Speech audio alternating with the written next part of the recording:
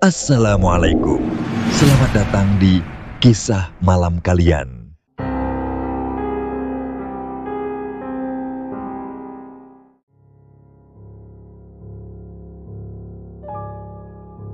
Awal dekade 90-an menjadi masa yang penuh semangat bagi Mas Rohim, seorang pria asal Tegal yang baru saja melepas masa lajangnya.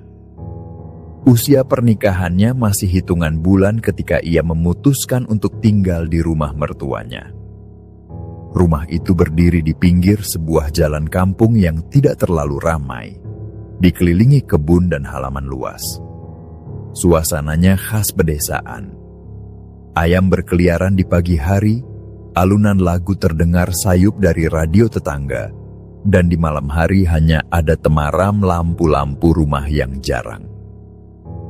Mas Rohim, yang dikenal gigih, memutuskan membuka sebuah warung kopi sederhana di teras depan rumah. Warung itu berdinding sebagian papan, sebagian lagi terbuka, sehingga angin malam bisa leluasa masuk. Meja kayu panjang menjadi pusat pelayanan, ditemani 2 kursi panjang dan beberapa kursi plastik yang bisa dipindah-pindah. Di sudut, ada etalase kaca dengan rak bertingkat, menampilkan aneka jajanan ringan dan gorengan yang baru diangkat dari wajan. Sebuah lampu neon putih 18 watt menggantung di tengah ruangan.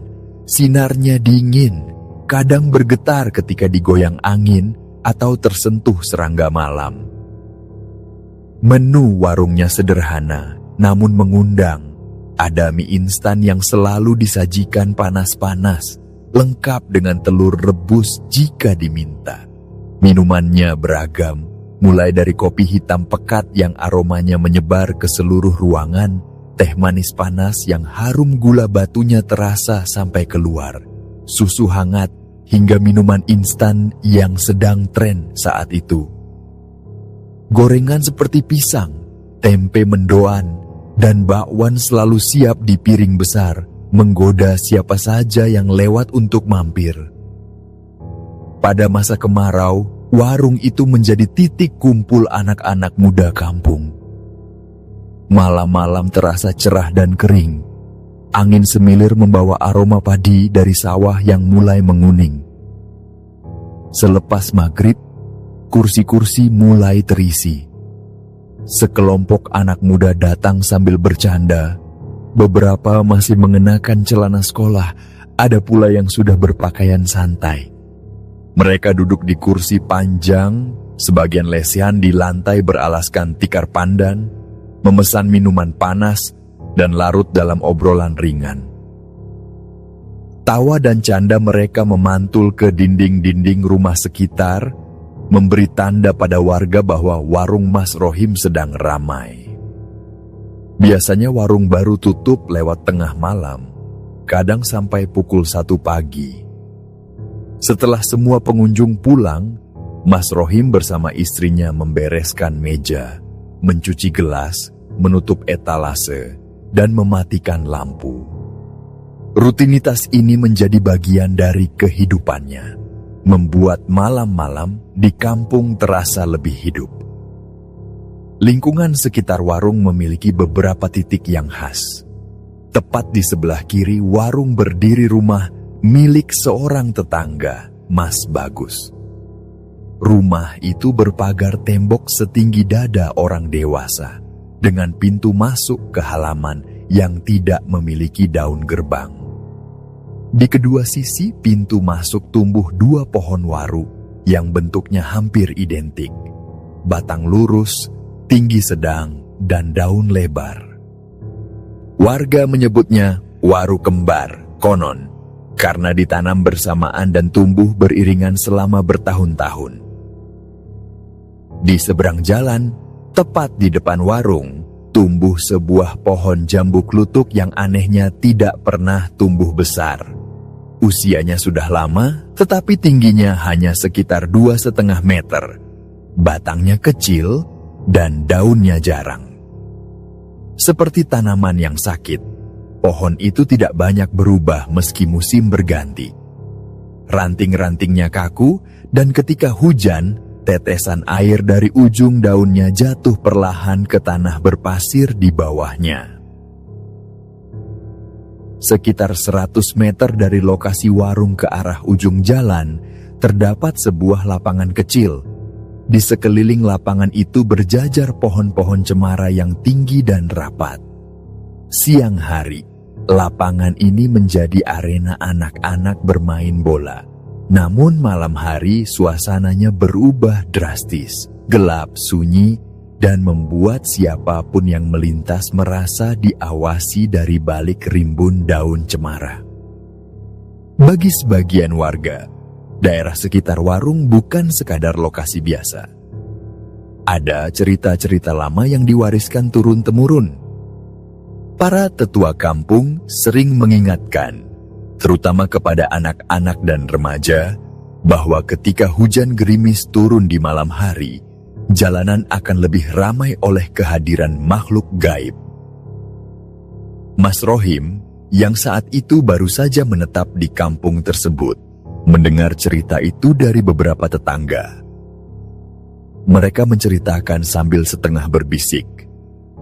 Namun ia hanya menanggapinya dengan senyum kecil dan menganggapnya sebatas mitos untuk menakut-nakuti. Ia sama sekali tidak menyangka bahwa suasana gerimis itu kelak akan menjadi latar dari peristiwa yang mengubah pandangannya tentang cerita-cerita gaib.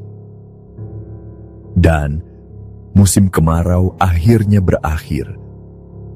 Langit lebih sering diselimuti awan kelabu, dan hujan pertama turun dengan aroma tanah basah yang khas. Hampir setiap hari langit diselimuti awan kelabu, dan udara lembab merayap sejak pagi. Hujan yang awalnya hanya sesekali turun mulai menjadi lebih sering dan lebih lama, kadang mengguyur deras seharian penuh tanpa memberi jeda.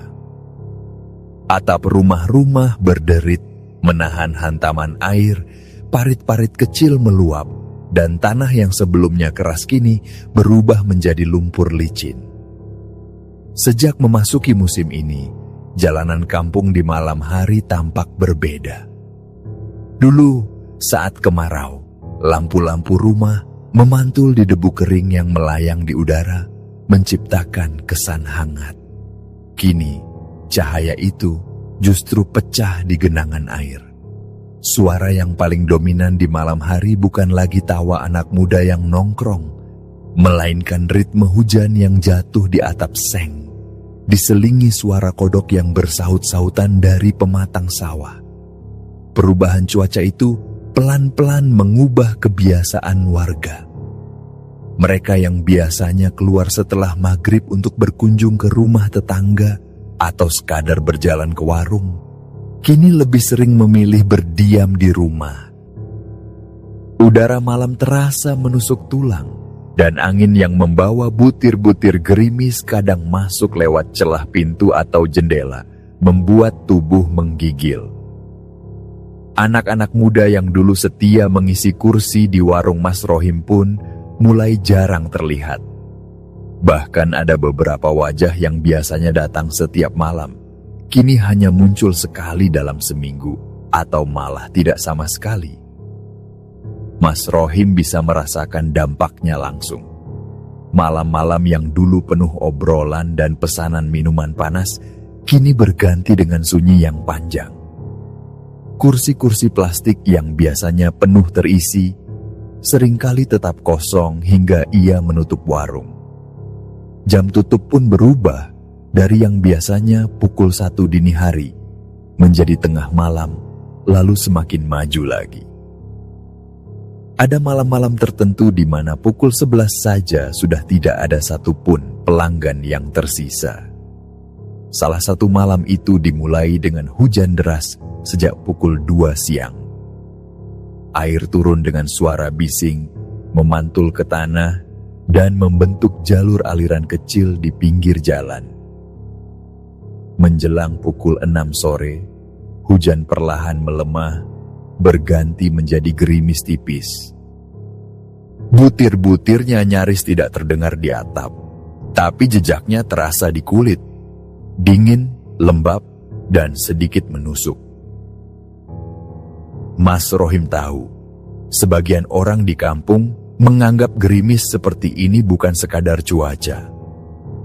Ia pernah mendengar dari tetua dan pelanggan tetap bahwa gerimis, sebutan mereka untuk gerimis malam, adalah saat yang disukai makhluk gaib untuk keluar dari tempat persembunyian.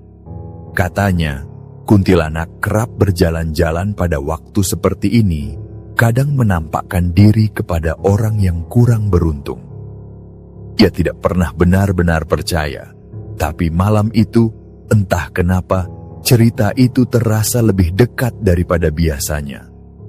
Warung tetap dibuka seperti biasa, meski ia tidak berharap banyak pengunjung.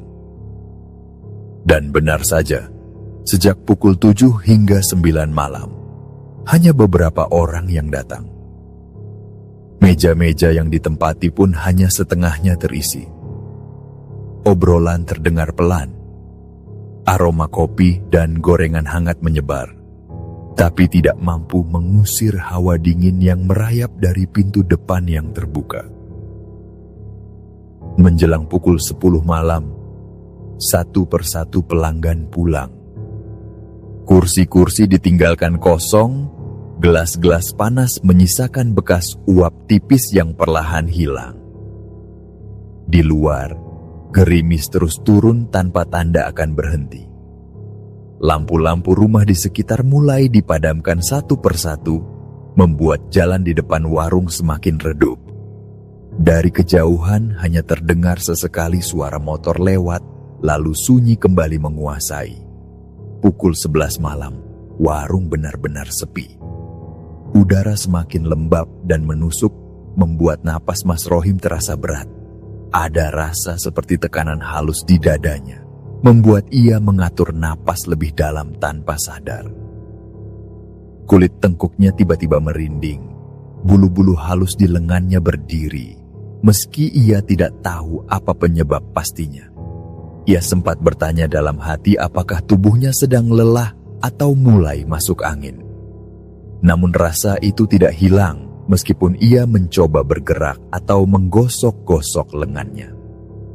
Istrinya, yang sudah masuk ke dalam rumah sejak pukul 10, keluar sebentar untuk mengingatkan agar warung ditutup saja.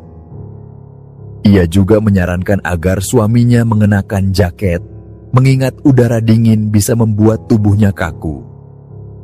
Mas Rohim hanya mengiyakan, meskipun ia tetap merasa gerah jika mengenakan pakaian terlalu tebal.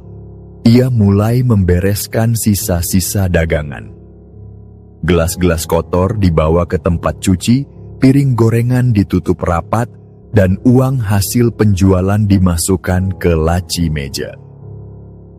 Tinggal satu pekerjaan terakhir, menutup pintu depan warung. Untuk itu, ia harus melangkah ke depan, ke arah jalan, lalu menarik daun pintu dari luar sebelum menguncinya. Cahaya lampu neon di langit-langit memantulkan kilau putih di genangan air di pinggir jalan. Dari posisi itu, sudut pandangnya mengarah ke rumah di sebelah kiri, rumah milik Mas Bagus. Pagar tembok setinggi dada terlihat jelas, dan di pintu masuk halaman yang tidak memiliki gerbang, 2 batang pohon waru berdiri tegak. Daunnya lebar dan basah. Sesekali, angin yang lewat membuat dedaunan itu bergetar dan menumpahkan butiran air ke tanah. Mas Rohim berdiri di dekat pintu depan warung. Tangannya memegang daun pintu kayu, siap menutupnya. Pandangannya terarah ke depan, tapi dari sudut mata kirinya, sesuatu mengusik perhatiannya. Seberkas warna pucat di antara rimbun daun 2 batang pohon waru di halaman rumah Mas Bagus. Awalnya ia mengira mungkin hanya pantulan cahaya dari lampu rumah yang menimpa kain jemuran atau plastik yang tersangkut di dahan. Namun warna itu tidak diam sepenuhnya. ada gerakan kecil, terlalu teratur untuk sekadar goyangan daun. Ia mencoba mengabaikannya. Dalam hati, ia berusaha meyakinkan diri bahwa itu hanyalah benda mati.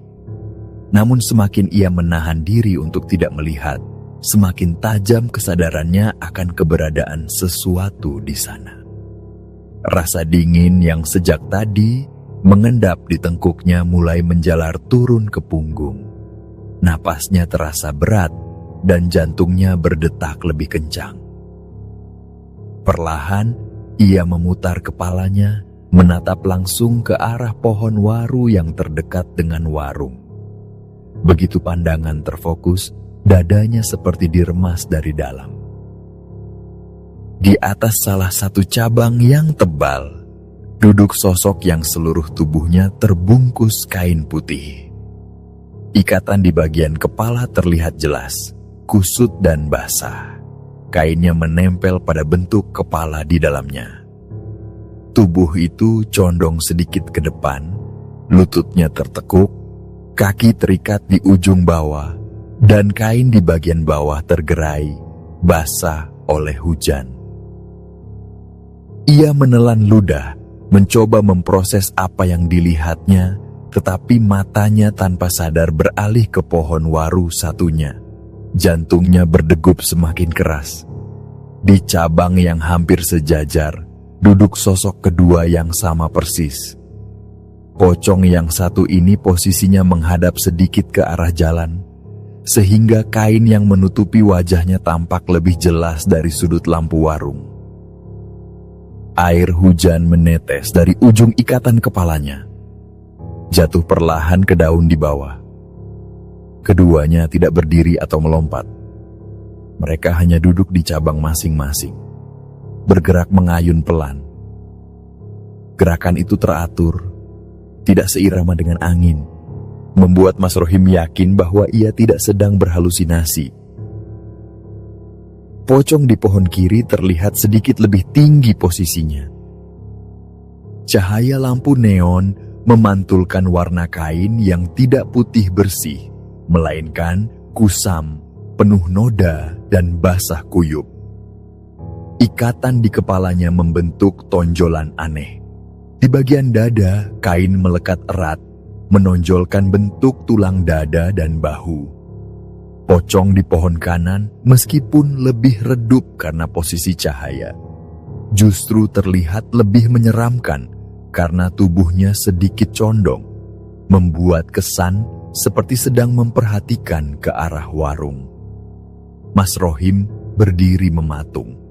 Napasnya mulai memburu, dadanya naik turun lebih cepat dari biasanya. Otot-otot di kakinya menegang, siap untuk bergerak, tapi kepalanya seperti membeku. Ia merasa kulitnya meremang dari ujung rambut hingga telapak kaki. Detik-detik itu terasa sangat panjang, seperti waktu melambat di sekitarnya. Lalu naluri bertahan hidup menguasai tubuhnya. Ia membalik badan, masuk ke warung, dan menarik pintu dari dalam dengan gerakan cepat dan terburu-buru. Pintu menutup dengan bunyi yang keras, tapi ia tidak mempedulikannya.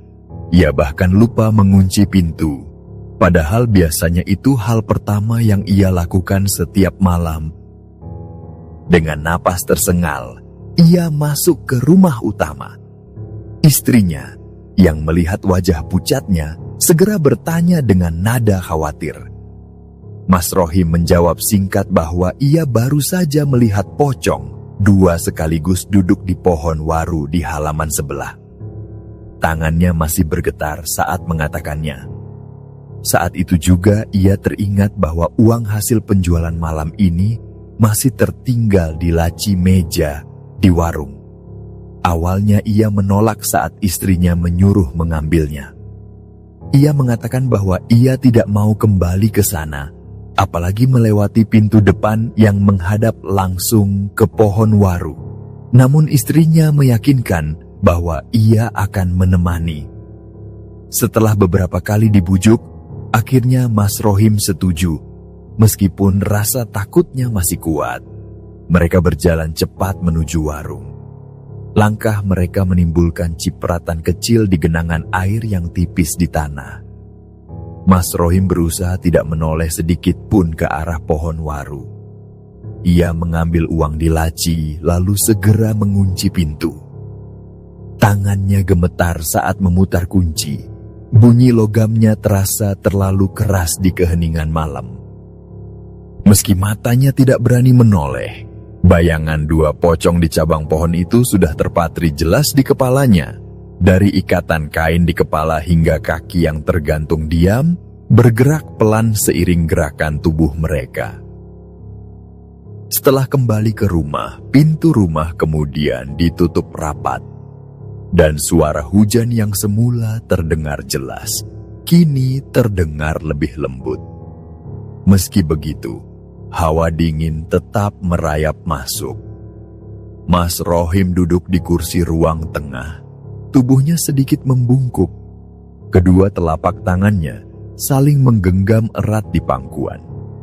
Kausnya masih sedikit lembab karena gerimis yang menempel ketika ia berjalan kembali dari warung. Istrinya duduk di hadapannya, menatap lekat-lekat wajah suaminya yang tampak pucat. Ia bertanya pelan tentang apa yang sebenarnya dilihat di depan warung. Mas Rohim menarik napas dalam-dalam sebelum menjawab. Dengan suara rendah, ia pun menceritakan semuanya. Istrinya mendengarkan dengan wajah datar, tidak menunjukkan keterkejutan yang berarti. Setelah Mas Rohim selesai bicara, barulah istrinya menjelaskan bahwa apa yang dilihatnya malam itu bukan hal baru. Dengan suara pelan namun mantap, istrinya mulai mengungkap cerita lama yang beredar di kampung itu. Pohon waru kembar di halaman rumah Mas Bagus, katanya, sudah lama dianggap sebagai tempat bersemayam makhluk halus. Menurut kisah keluarga pemilik rumah tersebut, bertahun-tahun lalu, kepala keluarga itu pernah mengalami mimpi aneh. Ia bertarung dengan sosok pocong di sebuah tempat gelap. Dalam mimpi itu, ia berhasil mengalahkan makhluk tersebut. Namun sebelum menghilang, pocong itu berhasil menyerang anggota keluarga lain. Tidak lama setelah mimpi itu, keluarga mereka benar-benar tertimpa musibah. Salah satu anggota keluarga jatuh sakit tanpa sebab jelas dan akhirnya meninggal. Cerita itu membuat bulu kuduk Mas Rohim meremang. Ia memejamkan mata sejenak, membayangkan pohon waru kembar dalam kondisi gelap total, dan dua sosok pocong yang ia lihat duduk di cabang, diam namun penuh ancaman. Penjelasan istrinya membuat semua rasa tidak enak yang ia rasakan sejak sore itu terasa masuk akal. Malam itu mereka memutuskan untuk tidur lebih cepat. Namun tidur Mas Rohim tidak nyenyak. Setiap kali ia memejamkan mata, wajahnya seolah kembali menghadap ke arah pohon waru. Bayangan dua pocong itu muncul jelas. Kainnya basah, tetesan air jatuh dari ujung ikatan kepala ke daun di bawah, dan gerakan mengayun yang lambat namun pasti. Di luar, suara rintik hujan di genting rumah terdengar seperti gema dari cabang pohon itu. Pagi harinya, udara masih dingin, awan menggantung rendah di langit. Istrinya bertanya apakah ia akan pergi ke pasar untuk belanja dagangan. Mas Rohim menggeleng tanpa ragu. Ia berkata tidak akan berjualan malam itu, bahkan mungkin untuk beberapa malam ke depan. Alasannya sederhana. Ia tidak sanggup duduk di warung dengan pohon waru kembar berdiri di hadapannya. Istrinya tidak memaksa. Ia tahu ketakutan suaminya bukan hal sepele yang bisa dihapus hanya dengan kata-kata. Beberapa malam berikutnya, warung tetap tutup. Mas Rohim menghabiskan waktu dengan pekerjaan siang hari, membantu mertuanya, dan memperbaiki peralatan rumah. Namun rasa bosan mulai menyelinap. Sore terasa panjang tanpa persiapan membuka warung. Lebih dari itu, ia mulai merasa canggung setiap kali berpapasan dengan tetangga yang biasanya menjadi pelanggan. Obrolan kecil di teras rumah atau di jalan kampung mengarah ke topik yang sama. Kenapa warung tidak buka? Beberapa warga berkata bahwa mereka rindu nongkrong di sana, menikmati kopi dan gorengan sambil berbincang. Ada juga yang beralasan bahwa lampu warung membuat jalan di depan rumah terasa lebih aman untuk dilalui malam-malam. Tanpa warung, sisi jalan itu kembali gelap dan suasananya menjadi lebih mencekam. Mas Rohim mendengar semua itu dengan hati bercampur aduk. Di satu sisi, ia rindu aroma kopi yang mengepul di gelas, suara tawa pengunjung, dan sedikit keuntungan yang ia dapat setiap malam. Di sisi lain, bayangan dua pocong itu belum hilang dari kepalanya. Setiap kali ia berdiri di teras rumah, matanya tanpa sadar melirik ke arah pohon waru kembar, memastikan bahwa cabangnya kosong. Setelah hampir seminggu membiarkan warungnya tutup setiap malam, Mas Rohim akhirnya memutuskan untuk mencoba buka kembali. Keputusan itu tidak datang begitu saja.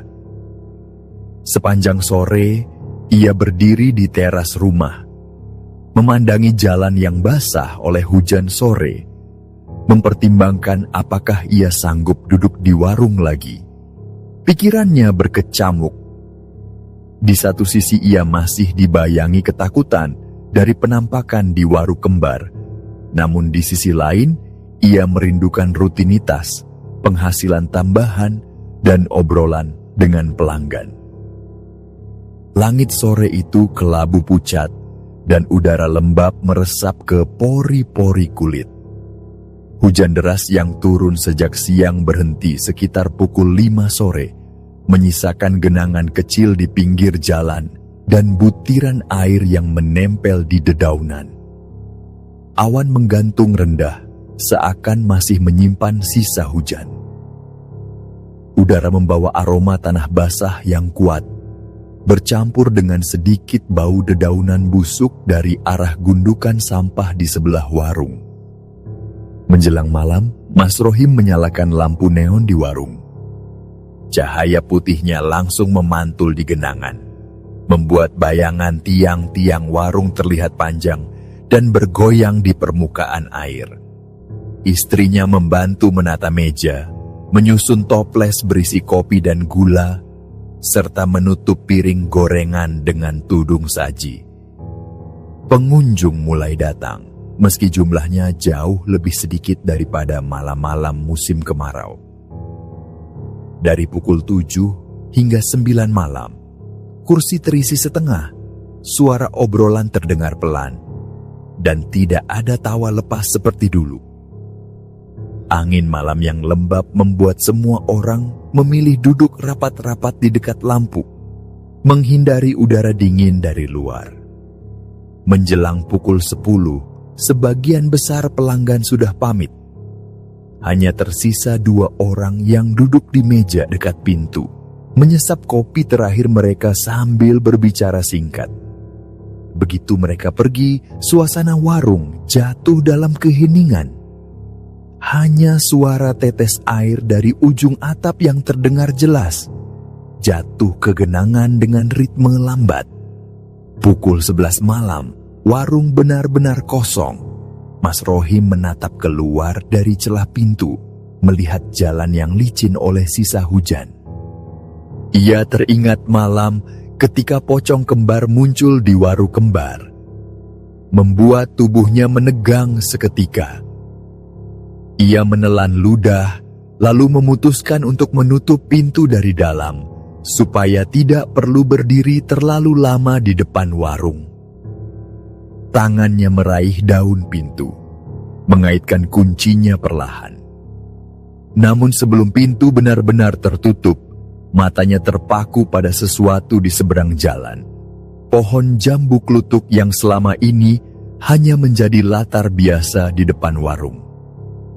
Tetapi malam itu, Di antara cabang-cabangnya, ada yang berbeda. Ia melihat sosok berwarna putih duduk di tengah cabang.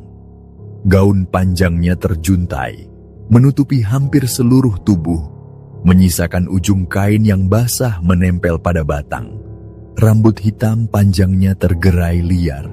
Beberapa helai menempel pada kain putihnya, sebagian lain menutup wajah.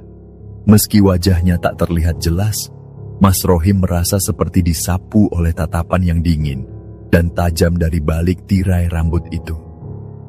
Posisi tubuh sosok itu aneh. Pohon jambu klutuk itu tidak cukup besar untuk menopang manusia dewasa, namun ia duduk dengan stabil. Angin malam yang lembab menggerakkan ujung gaunnya perlahan, membuat kain itu bergoyang seperti kabut tipis. Cahaya lampu warung memantul di permukaan kain, membuatnya tampak bersinar samar di tengah gelapnya malam. Dada Mas Rohim berdegup kencang, napasnya memburu, dan ia merasakan hawa dingin merayap cepat dari telapak kaki hingga ke tengkuk. Kedua lututnya terasa lemas, seperti kehilangan kekuatan. Tangannya yang memegang pintu menjadi kaku, sementara matanya tidak bisa berpaling dari sosok itu. Ada rasa ingin menutup pintu secepatnya, namun rasa takut membuat gerakannya terlambat. Akhirnya, ia menutup pintu rapat, memutar kuncinya dengan tergesa, dan melangkah cepat ke dalam rumah. Ia hampir menabrak istrinya yang baru keluar dari dapur membawa teko berisi air panas. Melihat wajah suaminya yang pucat, istrinya bertanya dengan nada khawatir. Dengan suara rendah, Mas Rohim mengatakan bahwa kali ini ia melihat kuntilanak di pohon jambu klutuk. Istrinya terdiam sesaat, lalu mengangguk perlahan. Ia berkata bahwa ia sudah tahu tentang sosok itu sejak lama. Menurut cerita warga sekitar, pohon jambu itu memang sering menjadi tempat bermain makhluk halus, terutama kuntilanak, yang konon suka duduk diam di sana saat malam hujan seperti ini. Istrinya kemudian menambahkan satu cerita lagi yang membuat bulu kuduk Mas Rohim semakin meremang. Di dekat pohon jambu itu, tepat di sisi kiri warung, terdapat sebuah gundukan sampah yang sudah lama tidak dibersihkan. Menurut cerita yang ia dengar sejak kecil, di gundukan itu sering terlihat dua anak kecil berkepala botak. Mereka biasanya muncul menjelang maghrib atau di tengah malam, berlarian di sekitar gundukan, tertawa cekikikan sambil bermain-main dengan tumpukan sampah, menendang kantong plastik, membalik-balik kardus, atau melempar batu kecil. Gerakan mereka cepat dan lincah, dan mereka akan menghilang begitu saja jika ada orang yang mencoba mendekat. Mendengar itu, Mas Rohim merasa tubuhnya semakin dingin. Pocong kembar di waru kembar, kuntilanak di pohon jambu, dan kini cerita tentang dua anak kecil di gundukan sampah. Semuanya berada di sekitar warungnya. Rasanya seperti tempat itu dikepung oleh hal-hal yang tidak terlihat di siang hari, namun menjadi begitu nyata di malam tertentu. Malam itu, ia memutuskan sudah cukup. Ia mengatakan pada istrinya bahwa ia tidak akan membuka warung lagi di malam hari.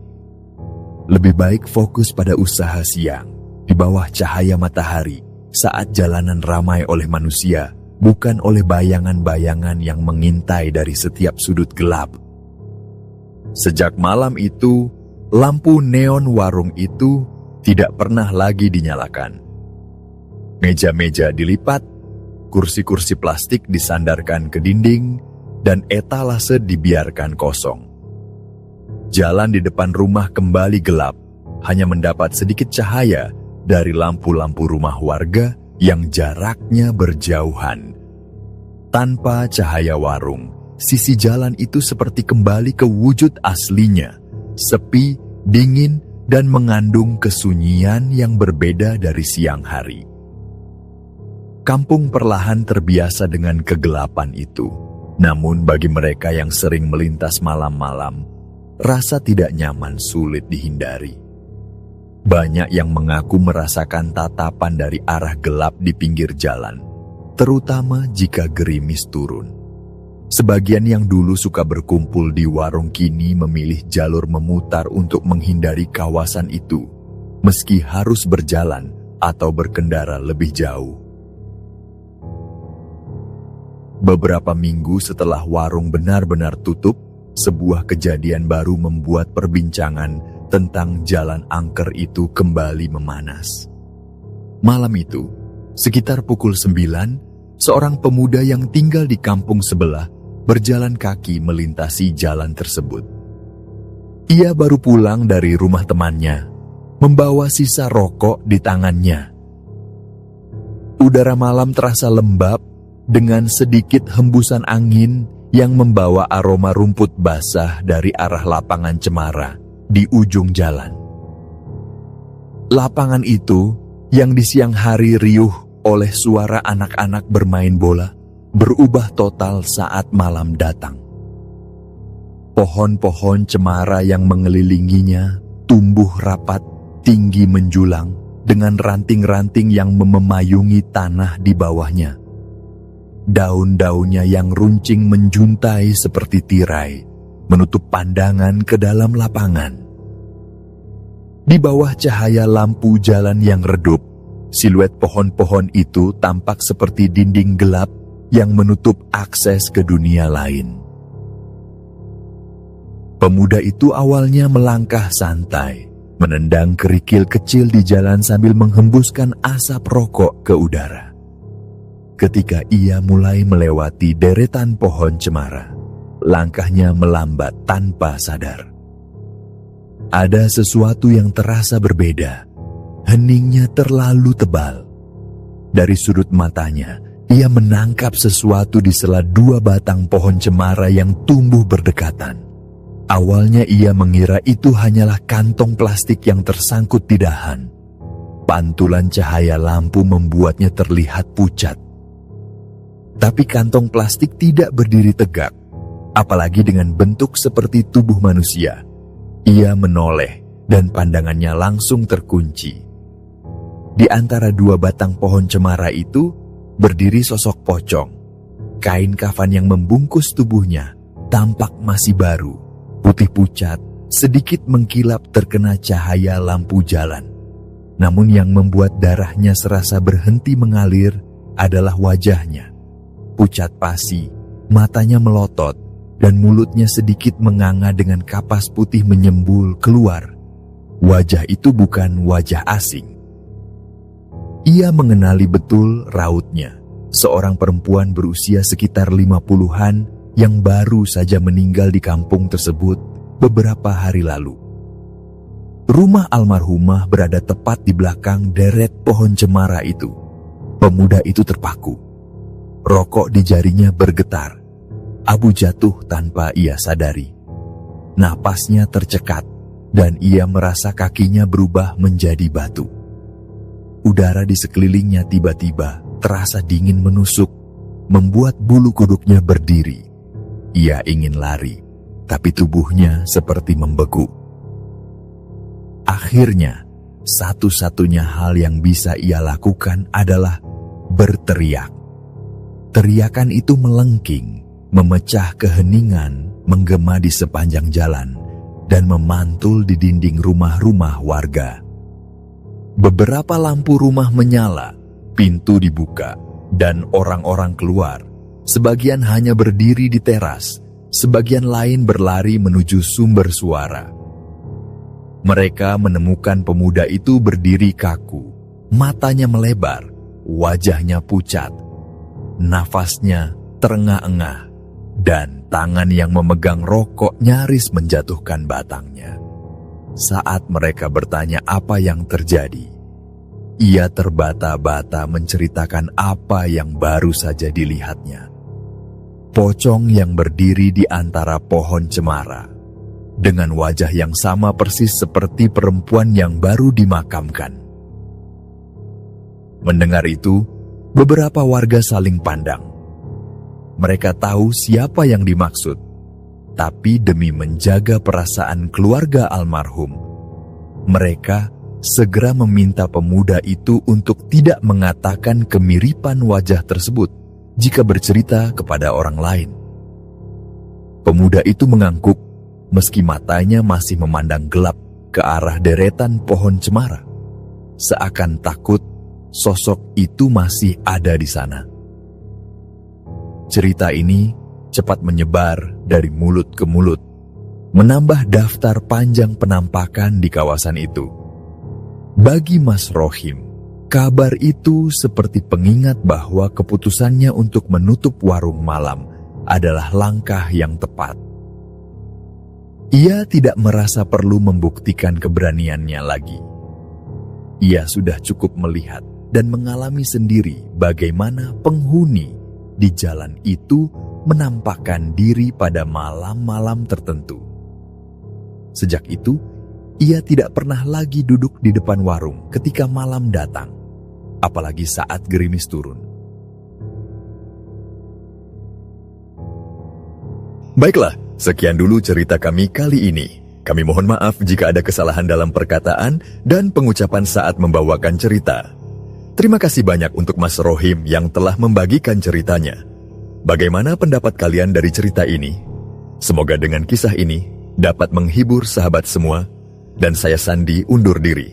Sampai jumpa lagi di kisah kami selanjutnya.